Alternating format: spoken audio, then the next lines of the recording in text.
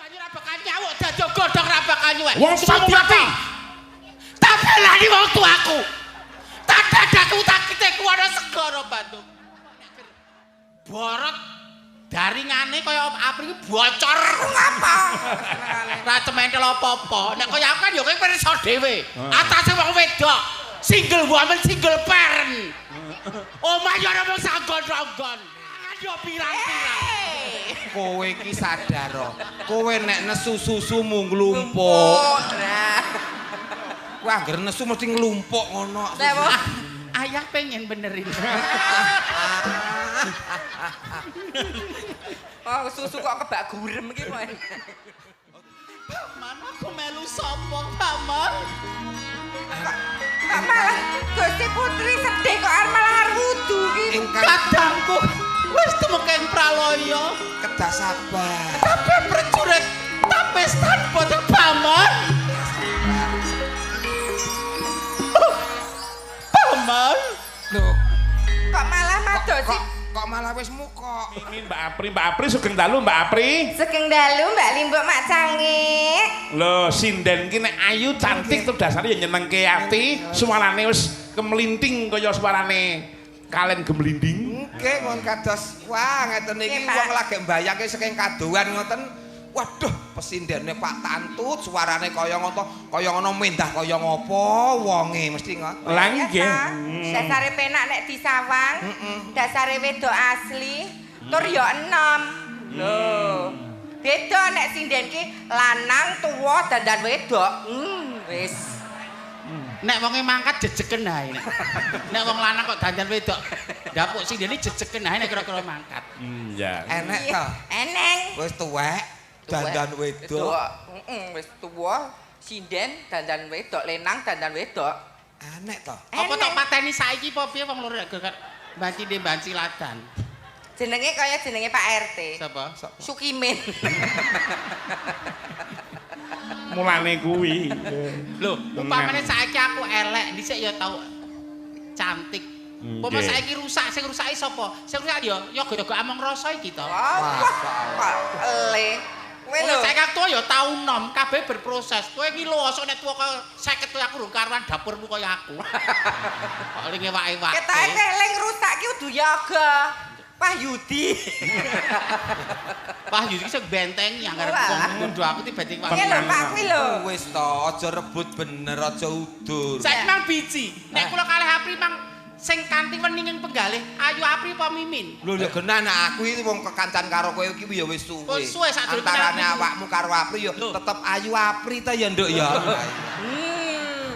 Pasrane jan ki nyawang kula lho kok kalembono mriku. Lho wong ki jare kon ngomong jujur. Ya oke, nek Ayu Apri saiki babakan kabisan, kepinteran. Iya, iya. Pinter Mimin apa Apri? Lho ya tetep pinter Apri ya nduk ya. Nek kowe ora percaya karo Pak Gareng, tanglet kalih penonton. Penonton Sing takon garing wae. Nggih. Nah. Kowe sing Ben anu, ben apa kuwi adil. Rasanipun objektif gitu. Netral. Pamane kowe njaluk sing biji Pak Farida sing girong. Girong wis tau seneng karo aku ora kelakon tes iso tok ngelek-elek. Jadi Jadi penonton Nek sing memponis aku dikira aku kong kali kong. Nah, penonton Para pamriksa sedaya, Mbak Mimin kali Mbak Apri cantik Mimin napa cantik Apri? Ruwana. Nyun sewu Bapak Ibu sedaya, nyun sewu saestu. Kanthi kalumananing penggalih lan manah panjenengan, panjenengan wangsuli malih tresna Mimin napa Apri, cantik Mimin napa Apri. Nek ana sing Mimin iki ya wis tau ndahar aku ya. wis ta aja sumelang kowe iki ya ketok ayu to, Pak? Ayu. Kandhani kok. Nek Apri niku ayu tata lair. Wedi karo panase srengenge, panas lampu, wedi nek dongos-dongos, wedi nek raine gosong. Ning nek aku wedi karo panase api neraka. Wis beda. Dadi solah bawa munamuni pun benten to lho.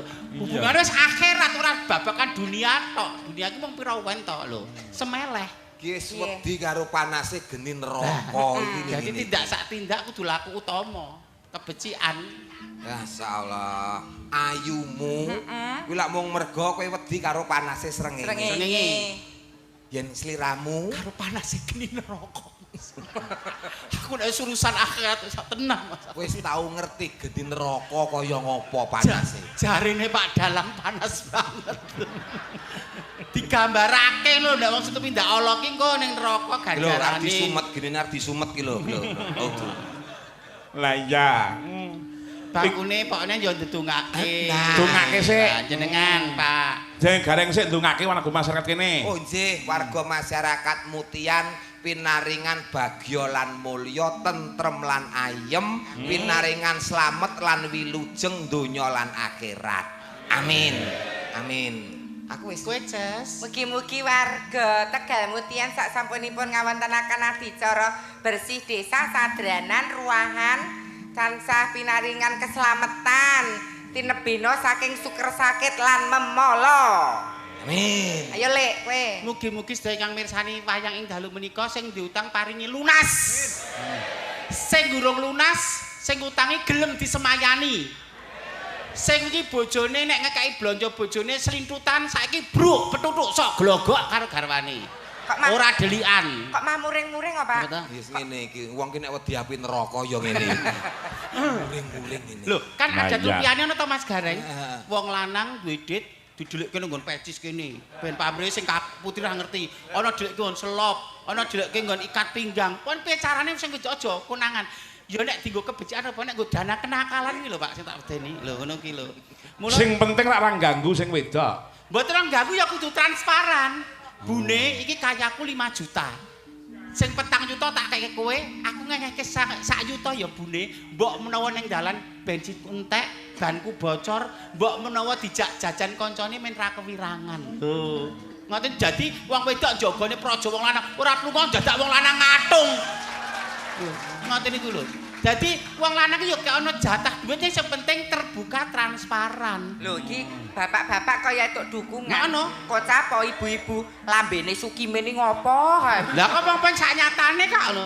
Nek ketanggara wedok sing pinter manajemen ora apa-apa nek ger borot daringane kaya apri bocor Ngapa? ora cementel apa-apa. Nek kaya aku kan ya kowe pirsa dhewe. Atase wong wedok single woman single parent. Omah yo ora mung sagon-sagon. Mobil ora mung siji loro. Pekarangan yo pirang-pirang. Kowe iki sadar kok. Kowe nek nesu susumu nglumpuk. Oh, nah.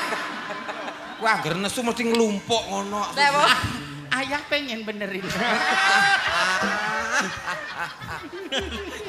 Oh, susu kok kebak gurem iki kok. Oh dipemen teko nggon kandang pitik. Lah, 2 tahun lho Ade ora suwan ning kene, biasanya Ade dhisik suwan rene gara-gara sampean tuh rusak Lah kok pasar. gara-gara Pak Gareng? Iso aku. Tan wingi aku rene mergo jajanku tok lar. Lho, rezekine rak dhewe-dhewe. Wong neko kowe wong ono giri rene iki Klaten wilayahku. Ora kula nuwun. Tahun wingi aku ora rene mergo pokal gawemu. Mesti panitia tok susupi. Iki Aku suwe-suwe ndak wedi tenan. Iki Lho, nek ya mboten Pak Tantut. Mbah. lho, kan golek dukungan sapa kowe? Kudune kearifan lokal sik, aset lokal sik. Kok Wonogiri neko rene? Nyo. Lah kowe kae didhawuhi karo panitia terus ora iso mergane Neng kowe ora iso. sibuk ning bogem. Digenti Pak Gareng. aku ki sing bareng dawuh ki ya Pak Sis kuwi kok. Lah kira go ndawuh sing manut sing ndawuhi kok kowe le muring. Aku isono, egohno. Kene ra butuh banci tuwa. Oh ya wis sesuk. Oh ya wis rampung to. Iki jane urusan intern lho. Lah iya. Urusan intern para banci-banci lho niki. Aku ki mbela kowe lho, Pak. Iya, ning sejatine kowe iki ya padha. Iki panyuwunan saking Mas Wahyu Trans nyuwun lagunipun Caping Gunung ya engko diaturke. Terus iki malah sing lagi wae teko nyuwun pangapunten. Iki kok mung eneng seratane mung Warti Yatmi. Kok gak jagong, Pak?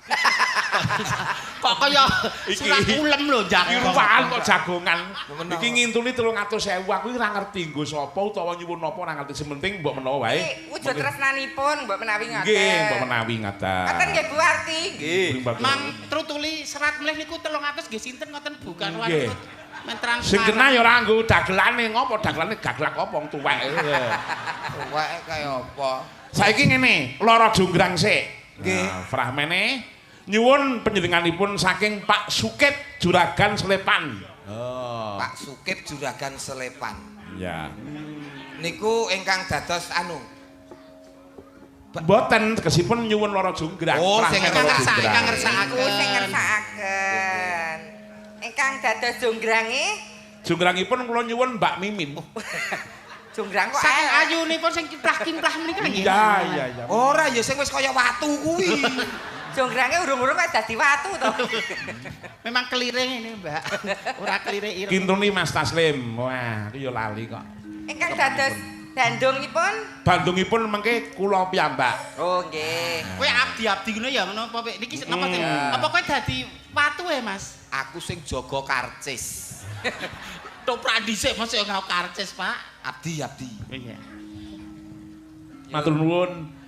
Pak Pri matur nuwun sangat. Pak Pri miyayam saking Gedang Sari nembe rawuh. Oh, saking Gedang Matur Sari. nuwun sangat. Maringi napa, Pak? Maringi niki rokok niki. Lah kan jenengan pun mboten anu ses Pak saniki Pak, pun mboten ngerokok, Pak. Nggih mengke lah bocah-bocah kula teng griya. Anu Cimbli Mbah Maipi. Lah mengke Lah Pak Mas Gareng kersa rokok? Purun. Tuku. Wong ya ki jatah ngomong dalah kok. Kuwi bahane kakangne kok. Ah, genah. Wong kok kira ki nek karo kange mbok yo nyopo piye entuk jatah rokok go mulih jolke Supermi. Lah wong adike entuk MBG men kon go mulih kok Pak. Ayan kok. Kowe dadi juru taman Mas Gareng. Nggih. Apri ya dadi Mbok Mban. Nggih. Ya mangga. Duduk ayo Mas. Bendara kok tuwik.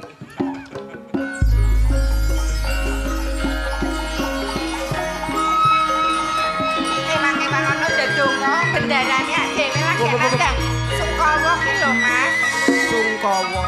Iya kan. Sedih atine. Biyong lan paman juru taman. Wonten timbalan dawuh. Kudune sliramu sakarone ngerti rasane atiku ing wektu dina iki. Kadang Mas Prabu Gupala dumugi ing pralaya. Wana segara dadi karang abang kabeh merga pokale Bandung Bandawasa. Melu ndedonga muga-muga pepeteng ing wana segara iki enggal sirna ya biyong lan paman. Mugi panjenengan pinaringan penggalih ingkang minangkung Gusti Putri. Iya.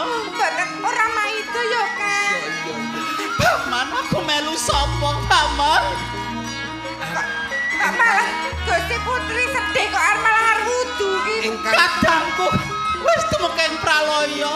Kedah sabar. Tapi prajurit tapestan boten Paman. Paman.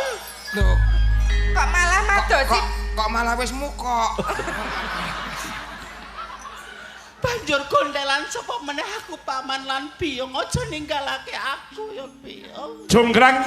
Aku sing prapta Jonggrang. kula asli Gusti Putri. Kae sing diarani Bandung Bandawasa ki yo kae. Oh iki. Paman iki lho menungso murang tata sing jeneng Bandung Bandawasa sing ngobrak-abrik. Ono segara laten. Oh dadi iki sing aran Bandung Delondong Wasa. Bandawasa. Oh Bandawasa. Adep ana kowe senajan to juru taman kowe jejering senopati lho Paman juru taman. Namung kula ajros. Ajre. Lah ya ajrih banget dadi ajros. Biyong maju. Jonggrang. Jonggrang. Piye Bandung? Tekaku mrene ora bakal aku mulasara marang kowe. Iya, wong lanang biasane ya ngono kuwi. Maremen nek nyiksa wong wedok. Aku ora bakal nyiksa marang atimu ning Bang! Ingkang Mbok, sare. piye kowe mau muni apa? Sik. Kowe mau muni apa? Ketoprak weton ngendi kok nganggo bohong barang iki. Ketapruk ngendi? Kowe ngapusi. Kowe mau muni bodong ngono ta kowe? Anggep. Jonggrang. Piye Bandung? Kowe ngerti dhewe tilmune negara Wanasegara utawa Kadipaten Wanasegara wis bedah. Wong atuwamu mati, kakangmu Prabu Gupala semono uga wis prapteng pralaya saka tanganku. Ana tetumbungan wong sapa bisa bedah marang praja ki mau kudu bisa mboyong marang putri. Wis suwe nggonku kepengin dadi bojomu. pengen aku nggarwa marang kowe. Dinemune dina iki kelakon. Kowe arep sambat karo sapa? Bandung Bondowoso.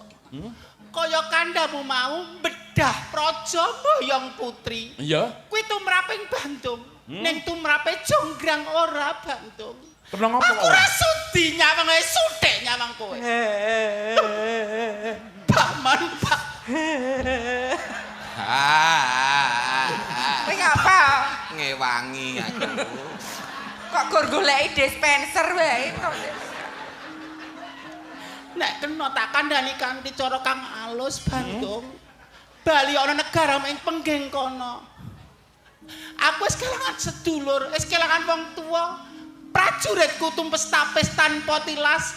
Akeh anak kelangan bapak, akeh wong wadon padha dadi randha merga pokal gawemu. Aja menyiksa ragaku, Bandung. Iki Gusti Putri nek dhewe kok manjegoke piye? Jonggrang. Nggih. Arep kowe sambat karo napung ora bakal nggogroke jantungku. Mergo wis dadi patembayaning Bandung Bondowoso. Yen taku mulih saka ing kono segara kene ora mbuyung marang kowe, trima aku prapteng pralaya. Aku trima mati wae. Mula sing mati kowe apa aku? Namung nyun pangapunten Gusti. Kowe ngopo kowe? Kowe muat ngopo kowe? Apa cendasmu kowe? Iki ya Senopati Bandung. Senopati mekingkinge ngono senopati apa? Senopati pungkasan kabeh wong lanang wis tumpes tapis Bandung. Mulane kowe manut to. Kowe dadi bojoku ora bakal tiba marang kayu watu, ning bakal tiba marang kasur bambu. Ampun kersa. Ampun kersa. Nanging paman lan biyong paribasan aku wong wedok Krupyok kabotan Pinjung Mentelung kabotan Gelung. Arep piye mesti kalah karo Bandung Bondowoso kang sektine Mandraguna. Piye gawe karti sampeka utawa piye gawe cara upamane Bandung ki lunga saka kene ngono apa tok gelem ngono. Dangane kok Gusti Putri dijus. Timbangan aku sakit. Ngene. Kok sakit terus perih? Atine perih. Sakit. Ati ki neng kene ora kok sakit perih ngono ki ora. Ati ki neng kene. Timbang aku sakit. Apa ngene wae, Kang? Piye? Bendarane dhewe ben njaluk bebono apa sing Bandung Bondowoso ora bisa ngleksanakake. Bener kuwi. Dadi aku tok tresno. Nek iso ki njaluk tumuruning lintang lan rembulan sak planet-planete ngono. Nek kuwi lak mesti rasa ngono. Nek Bandung Bondowoso ki sekti Mandraguna lho. Aku tak budidaya ya biyongan paman. Oh nggih. Piye Jonggrang? Kowe njaluk apa? Bandung. Sing gedhe pangapuramu ya. Jane aku mau nut-nodi. Lan neter sepira tresnane Bandung marang Jonggrang. Jane aku ya nelakke sih katresnan marang kowe Bandung. Nanging kabeh mau jalan kawangku dening kahanan, dadi aku mung klewo-klewo. Kowe nyuwun apa? Apa kowe nyuwun masak genthong-genthong gedene? Ora Bandung. Ora. Kowe aja kaya ngono kuwi lho. Bandung. Ah, parah iki. Wong jenenge Jonggrang kok mentel kaya ngono kuwi. Jonggrang menika kedah kagungan Jati diri. Harga diri wibawa. Jonggrang malah kaya genggek ngono. Jonggrang kok setelen iki mene. Masa laluku kebawa. Bandung. Goroh palih apa aku tresno marang sliramu nanging. Piye? Jenenge Wanudya bakal kaboyong dening kakung, kawengku dening priya mesti wae ndek bebono. Kowe nyuwun bebono apa wong ae? Aku njaluk panjaluk ya, Bang. Heeh, njaluk apa? Njaluk candi cacah 1000 sewengi. Ayo mulih mak coprake elek. Ora perang-perang mak. Iya. Coprake tuwek no mak. Jonggrange kisut no mak. Ngono iki Bandung praya mesake ya mak. Dudut katut surung luntrung diambung angop.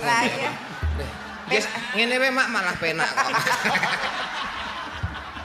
Ya. Pangapunten Gusti Kakung. Nyuwun apa? Njaluk bayi bayi. Candi cacah 1000 sewengi kudu dadi. Candi ndara. Ya sasar susur. Wong mesuki sasar susur hati-hati mung sak tembung candi 1000. Nek bayi 1000 niku plentung prudut. Niku ora bayi ning anakan tikus. Oh iya, matur nuwun mbok elingke ya Paman. Njaluk candhi cacah 1000 sewengi kudu dadi sadurunge jago-jago padha kluruk. Tak turuti panyuwun wong ayu mergo saking gedhe tresnaku marang kowe. Tenan, Bandung. Candhi 1000 sewengi kudu dadi tak laksanakake tak Bagus. tindakake. Sawangen. Biyong lan paman. Padha nutuk alu lan lesung. Dimen suarane mau ganggu. Jago-jago satemah padha kluruk ya biyong ya. Dadi sadurunge biar padang jago wis kluruk. Iya. Kanggo jegal. Bandung Bondowoso iku kaya gawe candhi. Sayo gage ndang nutuki lesung. Alah. Kukuruyu.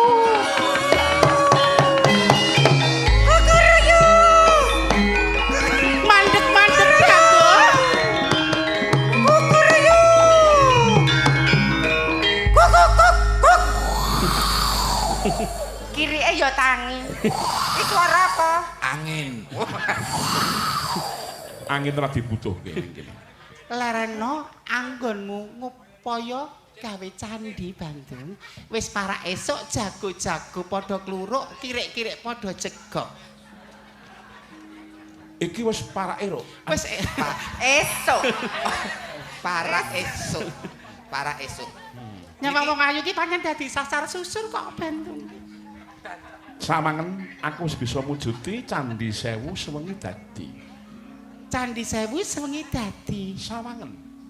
Kaya ngapa kastene Bandung Bondowoso? Menika candhi-candhinipun, Dara. Mbak Detong sik to. Nen ya kudu diteliti meneh, Paman. Tritinen utawa hitungan sing kanthi permati aja nganti kowe mau tunda bima. Iya, Bandung. Iki Ora kok- esuk ora sore candhi genep 1000, jonggrang saguh kabeh ing Iki pengging. kok terus piye nek nganti candhine genep 1000? Ya badar no.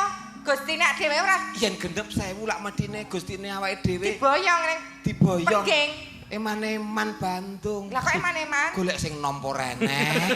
Ya critane kuwi ayu banget ngono lho. Ku critane iki ayu. Oh, ayu, Etungan Pak. coba Baman etungan kanthi permati, Bapak. Wonten ing Taman Kaputren menika dipunetang wonten gangsal atus candhi. 500. Lajeng wonten kaprajuritan menika wonten 1.000 candhi. Wis 900 ya, Pak. Leser. Kok pikiranku mak teratap ya. Paman. Ndonga mawon. Piye nek kasembatan? Ya aku rong tau kepok senggol kawong wong lanang terus gak piye kahanane ya, Paman. Ampun mungke penak-penak. Kok sakit. Kayak itu. Sing sebelah. Apa iki lho?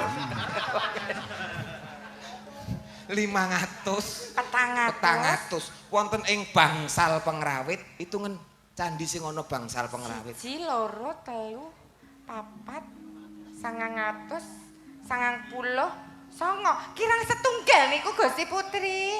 Tak baleni meneh ya Bandung mbok menawa juru taman karo abdiku kleru ngene. Naliti. Kuwi matane katara kabeh kuwi. 600 Matur. 800 150 Bandung. Piye? Bareng tak talisih kanthi permati kasunyatan candhi ora genep 1000 nanging isih 999. Ateges badar lan ora kesempatan sliramu boyong jonggrang ana ing pengging Bandung. Piye? Ateges Ayo jalan. Piye? ateges ora kesempatan sliramu boyong jonggrang ana ing pengging Bandung.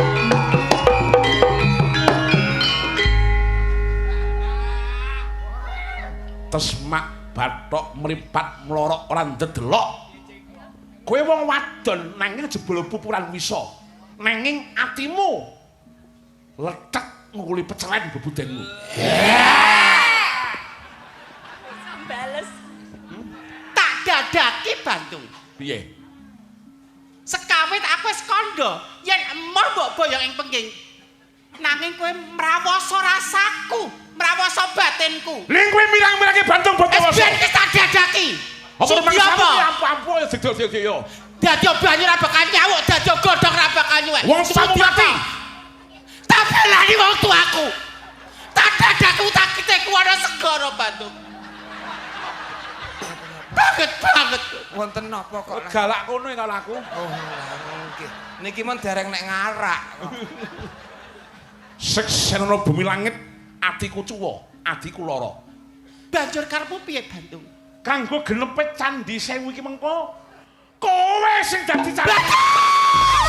Dadi putri gak dadi reta.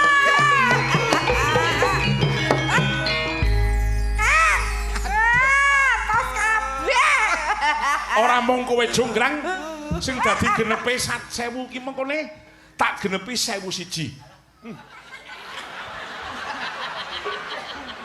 Kae sing mlayu sing lanang kae dadi reca selawase uripmu.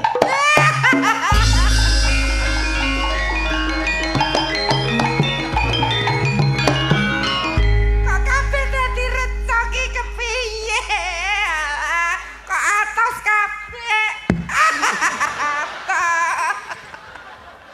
Iki ya atos.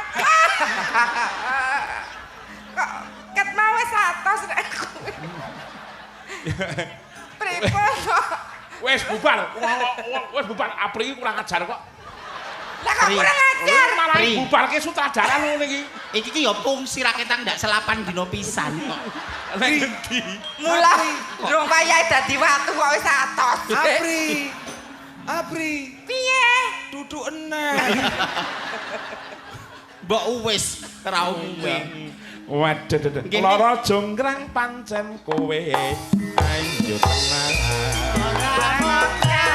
Ora mokal yen aku nandang kasmaran. Pas padakno prajuritmu kalah perang. Mula kowe dadi wanita boyongan.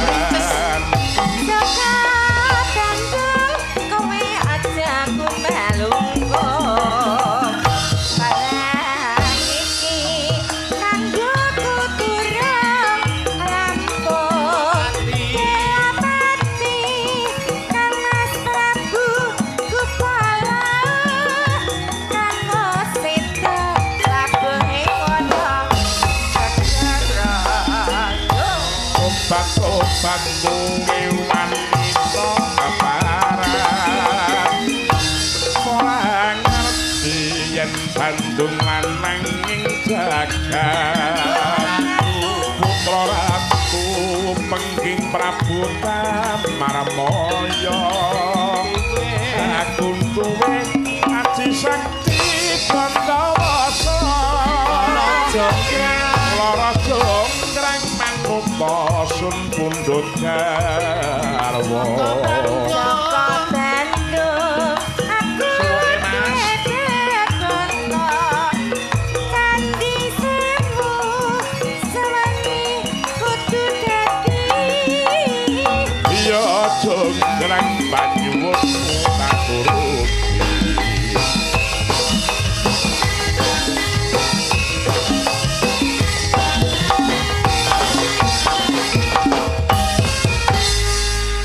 Matur sembah nuwun sanget. Iki lara jonggrang iku go panyuwune saka panjenengane Pak Pri bakule miyayam wonten ing Gedang Sari. Wong mawon niki digawe singkat. Lah nggih. Ngemuti kawontenan wekdal. Lah iya. Wong niku wong marep diures wengi utuh nggih kelakon saged. Ngoten nggih Mas Gareng nggih. Ana Bandung nebuk sumur ya ana. Kagem nyulimbo mau kok sing sinden ki mau kok malah nom-noman kabeh Mbak Rini kali Mbak Mubida. Itu memang kesepakatan dari keluarga kami Among Rasa.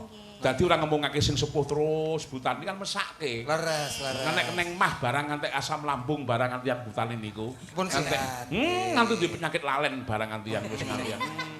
Ya iya. Kira kudungan ngoten amat. Jadi memang sengaja digilir buat Nggih sengaja digilir kabeh ben iso ngrasake kaya ngapa to nek sinden awan niku mau ngeten lho. Ora pas sing tuwek gak ki awan ya mesake. Istirahat dulu. Istirahat dulu. Nggih untuk malam hari sibuk. Kok ndak asam lambungnya naik. Iya. Mongko jane ngatasi asam lambung ki gampang. Piye Mas Gareng? Cukup minum biomoringan. Masuk Iya. Mbak Mimin, Mbak April lenggah, Mas Gareng lenggah. Nggih. Ya ngopo sumilir diaturke, Cok? Monggo. Dados para kadang. Yo, monggo. Yo.